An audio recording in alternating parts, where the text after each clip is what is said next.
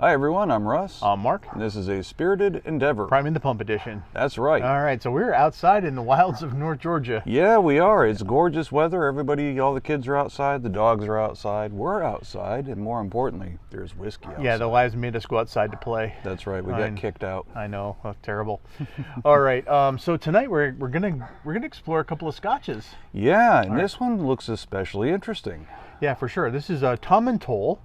And this is a Speyside Scotch in the Glenlivet region of Scotland. Interesting. Yes, the master distiller Robert Fleming he's been making whiskey in the Speyside region for 4 generations. The Fleming family, yeah. Interesting. Yeah. So I'm really excited about this one.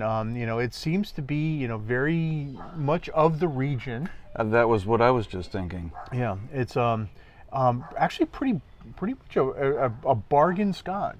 Yeah? It's a 16-year that I paid about $50 for. Wow, that is crazy. I know, right? So I'm really excited to try this one. Yeah. We haven't done a Speyside in a while. It's been quite a while, yeah. So let's get into it. Absolutely. I'll pop this off and pass it over here. Yep. Methinks it is corky. Yep, it sure looks like a cork. Oh, that's not bad. Here you go. All right. Thanking you.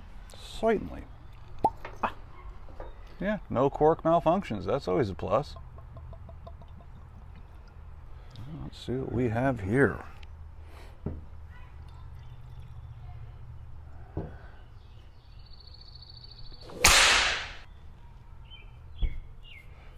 All right. All right. So, immediately that is just like a golden amber, color. I mean, that is a beautiful looking scotch. It really is. Very strong yellow in this one. It looks buttery. It does, actually. Yeah. And it's got nice viscosity to it, too. It's not thin in the glass, and it looks like it's got good oils. I know. It's 40% ABV, so, I expected it to be a little thinner than it's presenting.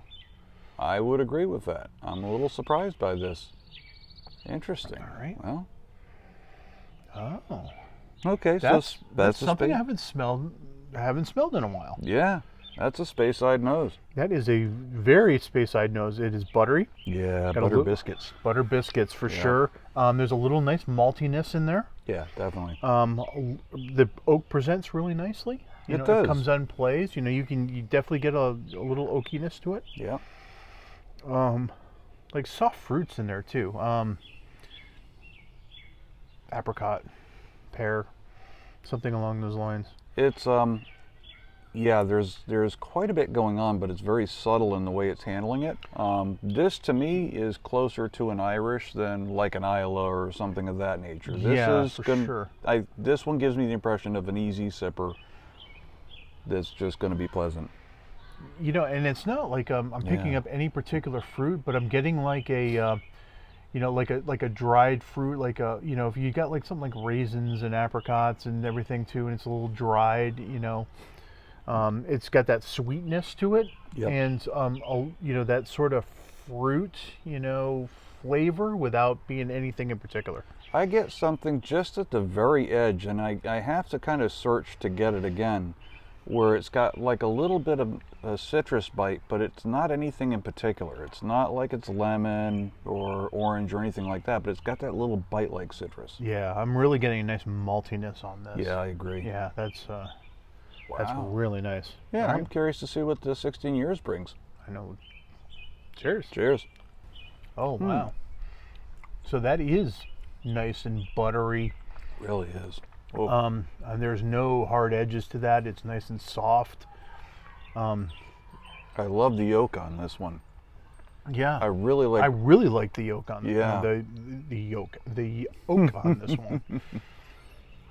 one. Yeah, it's got a little bit of a like nuttiness to it, like a little hazelnut or something in there. It does. That's really pleasant. I love the texture on this one. Plenty of oils, nice. It's not overly thick, but it's not a thin whiskey by any stretch of the imagination. Coats the tongue really well. Got good mouthfeel. Yeah, it really does. And again, that oak, even on the second sip, that's still there. You know, a lot of times that diminishes on the second sip as, again, you've acclimated to it. But this one, it's still there. And that buttered biscuit is really strong and present. But then there's that really nice sweetness that goes with it, too. Truly. And it's got a nice little peppery finish to it. Mm-hmm. So it's a little spicy on the back end, which is unusual. I'm not catching it on the front or on the top of the tongue. It's coming around the back. And I really, really dig that. Yeah. And there's that fruit note that I can't quite place. Not so much the citrus, although I still get that little bit of a bite there. But yeah, I really like that. I like the finish on that too. Yeah, there is a little jammy quality to it. Yeah. And I can't place it, but if I were to peg it toward a fruit, I would say apricot. I could see that. I could certainly see that. Wow, that's a pleasant surprise, especially at that price point. Oh, I know. This is fabulous. Very, very much a bargain, and Yeah. I think it's well worth it.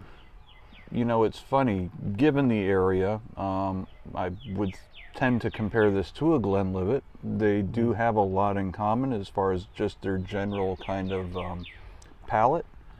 I would put this over the Glenlivets that I've had. You know, I'm kind of with you on that. Now, we've recently done some Glenlivets, Yeah. and I think they're a little oversold.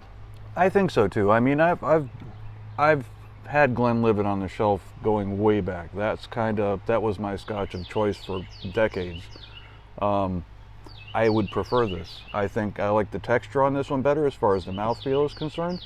There's a little bit more going on flavor-wise for me, but it's not pushing any boundaries. Yeah, I agree with that too. Now, it's got some nice complexity to it. Yeah. I think this would play well with maybe a little bit of water in it, maybe just a drop or two. Yeah. I don't know if I want to do it tonight because I'm really, really just digging this just the way it is. Agreed. And, you know, with the 40% ABV in the 16 years, I'm thinking the main thing that's going to be brought up is the oak. Yeah, And I'm really digging the oak as it is. Yeah.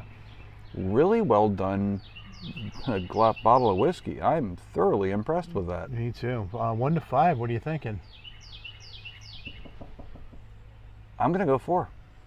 I'm kind of with you on that. I'm a little surprised that I'm saying that because I tend to, you know, go with more flavorful, impactful, just strong whiskeys.